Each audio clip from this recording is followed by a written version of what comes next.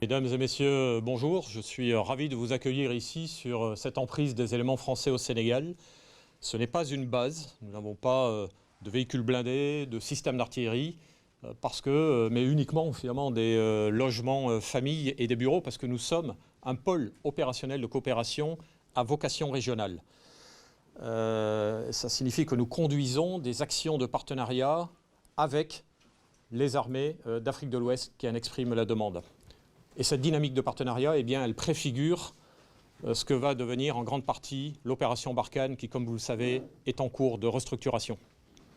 Alors cette réarticulation de Barkhane, elle se traduit d'abord par le retrait de la force Barkhane et de la task force européenne Takuba du Mali.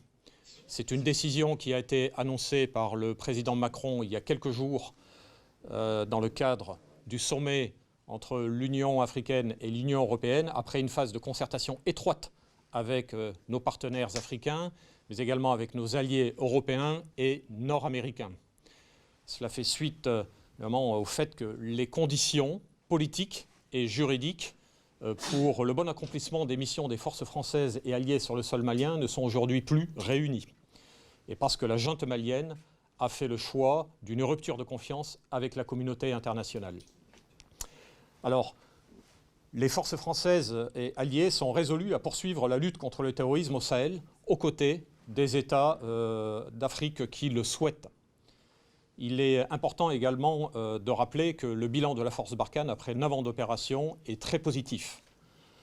Cette force, qui s'est engagée dès 2013 au Mali et qui a été ensuite appuyée par un certain nombre de ses alliés européens, a permis en 2013 d'éviter l'effondrement du Mali. Elle a directement contribué également à la montée en puissance des forces armées maliennes qui, à l'époque, n'étaient que de 7 000 hommes, sont aujourd'hui de l'ordre de 40 000 hommes, très bien structurés et capables de produire des effets opérationnels extrêmement significatifs sur l'adversaire, avec un courage et une pugnacité de la part de nos camarades militaires maliens qui méritent d'être salués.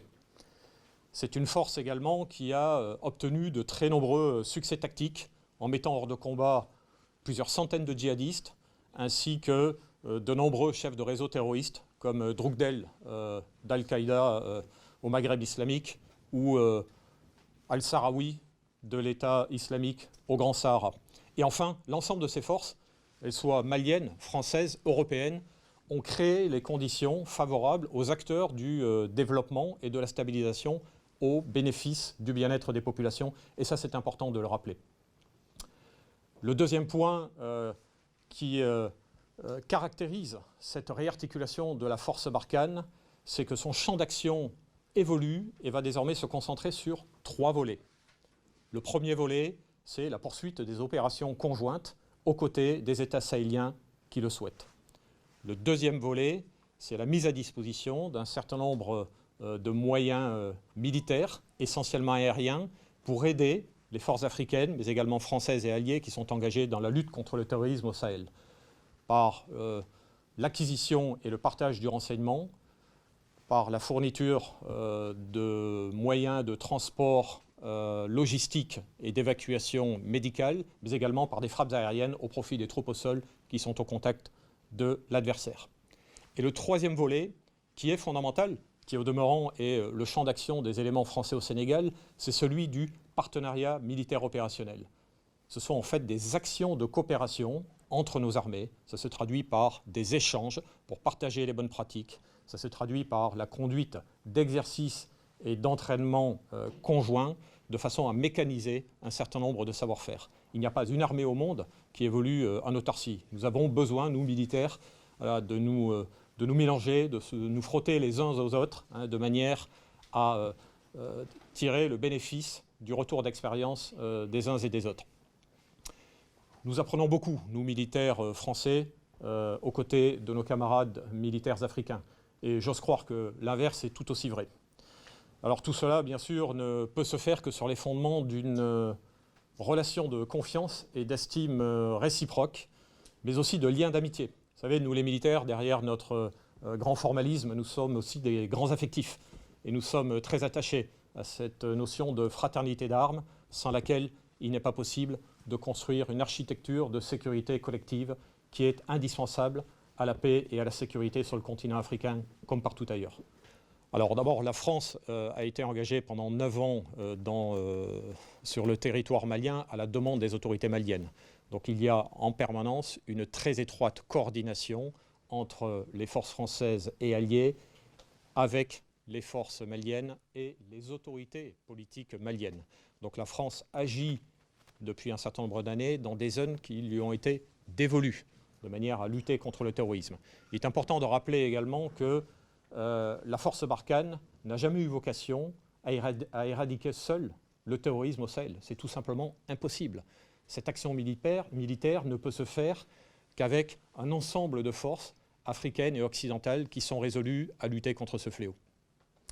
Alors, les éléments français au Sénégal sont une structure de coopération militaire dont l'action repose sur un traité de coopération en matière de partenariat qui a été en l'occurrence signé en 2012. Les EFS aujourd'hui représentent environ 500 militaires, mais également près de 200 personnels civils sénégalais qui sont employés au sein des éléments français au Sénégal et dont l'action est indispensable pour assurer le fonctionnement de cette structure. Et donc, nous réalisons des échanges et des entraînements avec les armées d'Afrique de l'Ouest qui en expriment le besoin et tout particulièrement, bien évidemment, avec les forces armées sénégalaises puisque le Sénégal nous accueille sur son sol en toute amitié. Et nous travaillons ensemble dans des domaines qui sont celui du combat de l'infanterie, de la lutte contre les explosifs improvisés, du secourisme au combat, parfois des domaines un petit peu plus pointus qui nécessitent des compétences particulières comme celui du guidage des aéronefs tactiques pour pouvoir réaliser des frappes sur des objectifs adverses, etc. Donc vous pouvez constater que le spectre sur lequel nous agissons ensemble avec nos camarades africains est extrêmement large. Non, on ne peut pas parler d'échec de l'engagement militaire français au Mali, français et alliés en l'occurrence, tout simplement parce que l'ensemble de ces forces, Barkhane, Takuba, mais également des forces armées maliennes, qui, je le rappelle, sont extrêmement impliquées dans la lutte contre le terrorisme et obtiennent de très grands succès tactiques.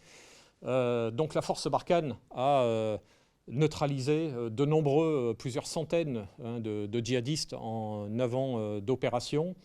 Il faut bien comprendre que la solution militaire n'est qu'une option parmi d'autres pour lutter contre le terrorisme. Il n'y aura pas de victoire militaire face au terrorisme. Il y a des succès tactiques, mais ça nécessite un engagement interministériel, ça nécessite l'engagement des acteurs du développement, ça nécessite l'engagement des États qui sont concernés par cette réalité terroriste sur leur sol national, de manière à ce que les institutions régaliennes soient présentes dans toutes les régions pour fournir aux populations ce dont elles ont besoin. De l'eau, de l'électricité, l'accès à la santé, à l'éducation. C'est ça qui est important. C'est donc cette coordination, cette synchronisation, cette combinaison d'une action interministérielle. Et l'action militaire n'est qu'un volet parmi tout cet ensemble. Alors c'est d'abord une décision politique qui est parfaitement assumée aujourd'hui et qui a été prise en étroite concertation avec l'ensemble de nos partenaires et avant toute chose avec nos partenaires africains qui sont les premiers concernés. Ensuite, le retrait de des forces françaises et européennes du Mali,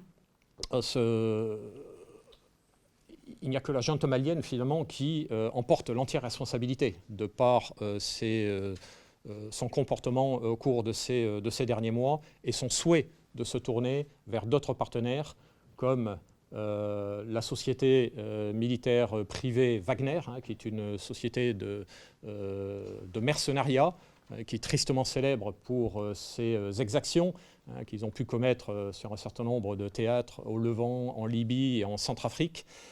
Et je doute malheureusement que l'action de la société Wagner au Mali soit porteuse d'avenir.